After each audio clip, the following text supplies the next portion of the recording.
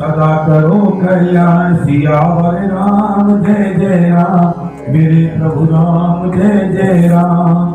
गोविंद जय जय गोपाल जय जय, गोविंद जय जय गोपाल जय जय, राधा रमण हरि गोविंद जय जय, राधा रमण हरि गोविंद जय जय। विष्णु भगवान की जय, और शंकर भगवान की जय, भगवान गंगा तेरी सदा जय।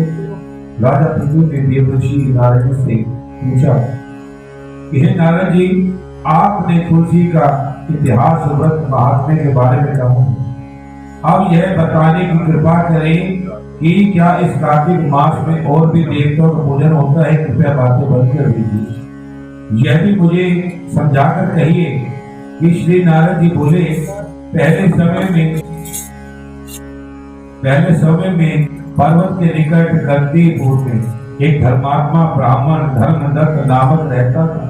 वह भगवान विष्णु के सब व्रत करता था और आठों पहर उनकी भक्ति में तल्लीन रहता था। एक दिन कार्तिक मास में वे एक पहर रात शेष रहने पर जागरण के लिए भगवान विष्णु के मंदिर हर प्रकार की सामग्री लेकर पूजन के लिए जा रहा था। तभी उसके मार्ग में बड़ी भयंकर राक्षसी को देखा, जिसके बड़े बड़े दांत, लपलपाती हुई जीभ में बड़े बड़े लाल नेत्र थे, जिसका शरीर नग्न था, मांस रहित था। उस भयंकर राक्षसी को देखकर धर्मदत्त बुरी तरह कांपने लगा और कुछ उपाय न देखकर उसने पूजा की थाली को जल लोटा उस राक्षसी पर फेंक दिया, क्योंकि उसने भगवत नाम का जप करते हुए वह सामग्री और जल लोटा जिसमें तुलसी दल पड़ा हुआ था उसको मारा था। इससे उस राक्षसी का जन्म जन्मांतर का सब पाप नष्ट हो गया। विष्णु भगवान की, उसे अपना पूर्व जन्म स्मरण हो गया। वह हाथ जोड़कर धर्मदत्त के चरणों में गिर पड़ी और उससे कहा कि हे विप्र, मैं पूर्व जन्म के कर्मों के फल से इस अवस्था को प्राप्त हुई। नारद जी ने कहा, हे राजन, उसको इस प्रकार प्रणाम करते हुए देखकर अविस्मित होकर धर्मदत्त ने पूछा, तेरी अवस्था किस कर्म के फल से हुई है? तो पूर्व जन्म में कहाँ रहती थी? तेरा कैसा चरित्र था? इस बात को मुझे बताओ। उस राक्षसी ने, जिसका नाम कलह था, उसने कहा कि हे ब्राह्मण, सौराष्ट्र में भिक्षुक नामक एक ब्राह्मण रहता था। मैं उसकी पत्नी थी। मेरा स्वभाव बड़ा ही निष्ठुर था। मैंने अपने पति को कभी भला नहीं चाहा, ना कभी उससे अच्छा भोजन मिठाई खाने को दी। मैं प्रतिदिन उससे लड़ती झगड़ती रहती थी। मुझे इस प्रकार लड़ता देखकर तथा नित्य प्रति कलह करके आकर मेरे पति ने दूसरा विवाह करके निश्चय किया।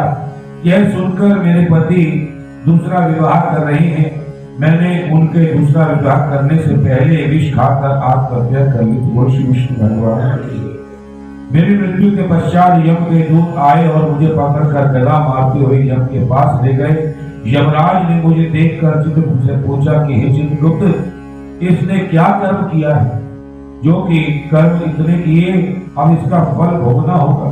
चित्रगुप्त ने यमराज से कहा, इसने अपने जीवन में कोई भी अच्छा कार्य नहीं किया।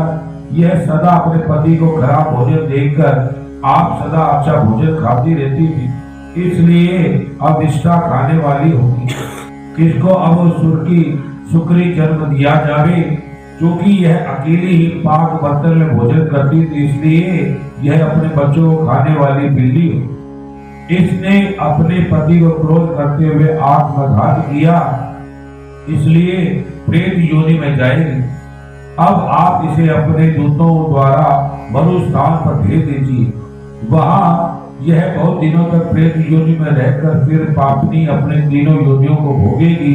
हे विप्र, मैं 500 वर्षों में प्रेत योनि में हूँ और भूख प्यास के कारण नित्य ढुकी रहती हूँ कि एक दिन भूख से तंग आकर मैं वैश्य शरीर भ्रष्ट हो गई और उसके शरीर द्वारा कृष्ण और वेणी के संगम से देश में पहुंची और मैं वैश्य शरीर में रहती थी कि एक दिन भगवान शंकर और विष्णु भगवान ने मुझको उसके शरीर से बाहर निकाल दिया।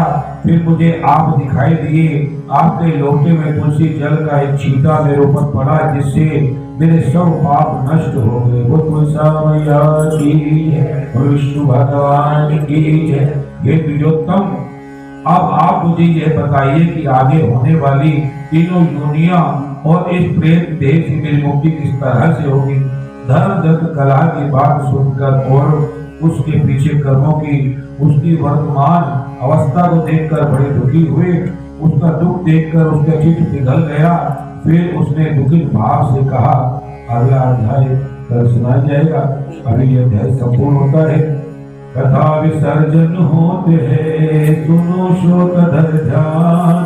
श्री राम ते लक्ष्मण जानकी, सदा करो कल्याण। सियावर राम जय जय राम, मेरे प्रभु राम जय जय राम।